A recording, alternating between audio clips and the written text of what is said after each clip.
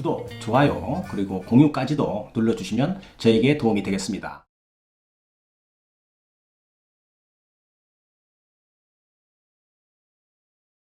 안녕하십니까. 교통사고 합의 전문 채널 육장TV입니다. 오늘은 보험회사의 두 얼굴이죠. 양면성에 대해서 대처하는 4가지 방법을 알려드리도록 하겠습니다. 그 이전에 많은 상담자들이 궁금해하시는 상담 방법을 먼저 알려드리고 영상을 진행하도록 하겠습니다. 육장TV에서는 교통사고 후에 힘에 붙이는 약자를 돕고 정보를 드리는 원래 취지를 계속해서 견지해 갈 것을 약속합니다. 만약 영상을 봤음에도 불구하고 궁금사항이 해소되지 않는다면 언제든지 제가 카톡 아이디를 알려드리겠습니다.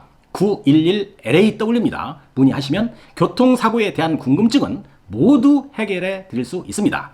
이때 진단서, 사고 차량 견적서, 사고 불박 영상, 정밀검사 판독지 이렇게 카톡으로 같이 보내주시면 제가 검토해서 상담자에게 답변 드리도록 하겠습니다. 자, 오늘 영상은 보험회사의 그 양면성에 대해서 설명하는 시간 갖는다고 했죠. 대처 방법 4가지도 알려드릴 겁니다. 교통사고 후에 겪게 되는 보험회사의 양면적인 얼굴, 즉 2가지 얼굴이라는 그런 주제입니다. 이 영상의 정확한 목적은 교통사고를 처음 당해본 순진한 피해자들이 직업적으로 대응하는 보험회사 직원들을 상대하는 데 있어서 제가 설명하는 4가지 정도만 알고 있어도 잘 대처할 수 있다고 판단이 되어서 영상화하기로 한 것입니다. 자, 첫 번째인데요. 보험회사는 보험 가입할 때 다르고 보험금이나 합의금을 지급할 때 다르다. 이렇게 생각하면 정확합니다. 보험회사가 보험 가입자를 가입시킬 때는 엄청나게 노력을 많이 합니다. 요즘은 인터넷으로나 TV에서도 보험 상품을 많이 판매하죠. 고객을 가입시킬 때는 다 이렇게 좋은 면만 홍보하고 가입을 시키는 것입니다. 자동차 보험도 그렇고 생명보험 회사도 크게 다르지 않습니다. 그런데 보험금이나 합의금을 주게 되는 상황이 오게 된다면 그때는 완전히 달라지는 것이죠. 개인 보험을 가입한 사람들이 보험금을 받는데 어려움을 토로하고 보험회사와 적대적 관계를 형성해서 긴 협상을 하고 차후에는 소송으로 가고 이런 경우를 뉴스에서도 가끔 보게 될 것입니다. 보험의 성격은 다르지만 교통사고 피해자들도 마찬가지입니다. 교통사고 피해에 대한 합의금을 정당하게 받아내야 하는 것은 그리 쉽지 않은 것이죠. 보험회사에 대해서 먼저 알아야 하겠고 내가 다친 부상에 대한 정확한 진단이 있어야 할 것입니다. 보험회사와 협상을 잘 할 수 있는 협상력을 준비해야 한다는 것입니다. 이렇게 준비해야 두 얼굴을 가진 보험회사를 상대로 내 소중한 권리를 찾을 수 있는 것입니다. 자, 두 번째인데요. 보험회사 직원은 피해자의 약점을 찾으려고 무척 애를 쓸 겁니다. 어느 보험회사건 보험회사 직원의 업무 중 하나가 교통사고 피해자의 약점을 얼마나 알아내느냐 이겁니다. 약점이 있다면 어떻게 되겠어요? 합의금이나 보험금을 깎을 수 있는 명분이 생기게 되는 것이죠. 그래야만 합의금도 적게 주고 보험회사에는 이득이 발생하는 것입니다. 순전히 기업의 논리인 것이죠. 보험회사는 기업입니다. 보험회사의 전산망에는 교통사고 피해자의 사고 기록이 데이터베이스화 되어 있을 것입니다. 사고가 몇 번이 발생했는지, 그래서 예전 사고가 있었다면 이번 사고와의 관계성도 확인할 것이고 다친 부위가 겹치게 되면 예전 사고의 기왕증으로 몰아가는 것도 보험회사의 기본적인 진행사항입니다. 진료 기록이나 수술 기록, 영상 자료 주지 말아야 하는 이유가 여기에 있는 것입니다. 세 번째인데요. 보험회사 직원은 사고 초기에는 아주 좋은 사이입니다. 그런데 피해자와 합의가 되지 않으면 상당히 불편한 사이로 변하게 되어 있습니다. 요즘 보험회사 직원들이 코로나19로 인해서 병원에 방문하지 않아도 되는 경우가 많아졌습니다. 코로나 이전에는 사고 발생하면 2, 3일 이내로 병원 방문 꼭 했거든요. 지금은 상황이 많이 바뀌어서 보험회사 직원 한 번 만나지도 않고 치료에서부터 합의까지 진행되는 경우가 다반사입니다. 교통사고 피해자들도 입원을 웬만하면 하지 않는다고 합니다. 코로나19의 영향으로 봐야 할 것입니다. 또 보험회사 직원들은 가만히 있어도 병원 의사들이 환자들을 잘 퇴원시켜 줍니다.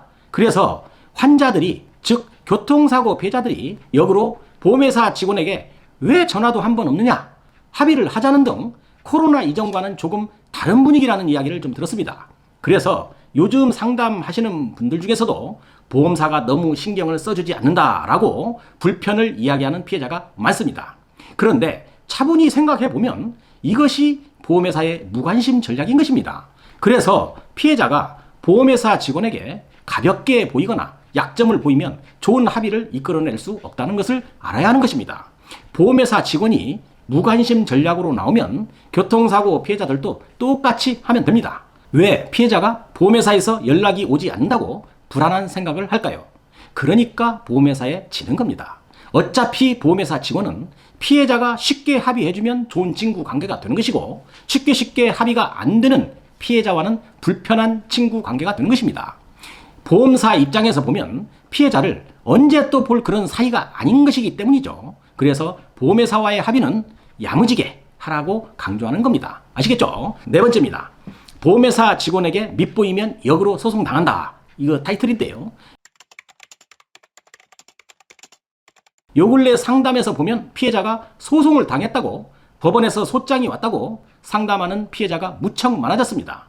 보험회사는 피해자를 치료 잘 받게 해주고 원만하게 합의를 해야 하는데 가끔은 피해자와 관계가 안 좋아진다든지 환자의 치료가 너무 과하다고 판단이 된다든지 보험회사의 의도대로 피해자가 컨트롤이 안 될 경우에 법원에 소송을 해서 교통사고 피해자를 한 번 더 괴롭히는 경우가 있는데요. 사고를 낸 가해자 측 보험사가 피해자를 상대로 소송을 하는 격입니다. 조금 웃기는 일이죠. 그래도 이것은 현실입니다. 보험회사는 돈이 많은 기업입니다. 회사 돈을 가지고 소송 비용 등으로 쓰면서 피해자를 소송으로 끌어 들어갑니다. 그러나 개인들은 소송에 대한 두려움도 있고 변호사의 도움 없이는 대응하기가 쉽지 않겠죠. 보험회사는 이런 약점을 노리고 이런 행동을 하는 것입니다. 보험회사가 이런 식으로 나오게 되면 개인 피해자들은 못 견디고 말이죠. 보험회사에 무릎을 꿇는 것을 많이 보아왔습니다. 그러면 보험사가 소송을 해오면 어떻게 해야 하는지 대응 방법에 대해서 설명을 드리도록 하겠습니다. 대응 방법은 두 가지 정도인데요. 첫 번째입니다. 법원에 보험회사가 할 수 있는 소송은 채무 부존재 소송과 조정신청 두 가지입니다. 흥분하지 마시고 법원에 당당히 가서 내가 왜 소송을 당해야 하는지를 따지고 재판을 받으면 됩니다. 물론 재판 날짜 이전에 의견서를 잘 써서 판사님이나 조정위원에게 먼저 제출하는 것도 잊지 마시기 바랍니다. 두 번째는 말이죠. 역으로 보험회사를 상대로 소송을 제기하는 겁니다. 그리고 재판부에 보험회사가 제기한 소를 병합해 달라고 하면 되는 것입니다. 그러면 피해자가 피고에서 원고가 되어 소송을 진행할 수 있는 겁니다. 그런데 이때는 꼭 소송 실익을 따져봐야 하는 그런 절차가 필요해 보일 수 있는 것이죠. 이 정도 대응을 하면 100점짜리 대응이 될 수 있는 것이죠. 오늘은 보험회사들이 교통사고 피해자들을 괴롭히는 4가지 정도를 좀 알아보았는데요. 이 정도만 잘 알고 있어도 또 이렇게 대처만 해도 보험회사에게 쉽게 보이지는 않을 것입니다. 오늘 영상은 여기서 마치도록 하겠습니다.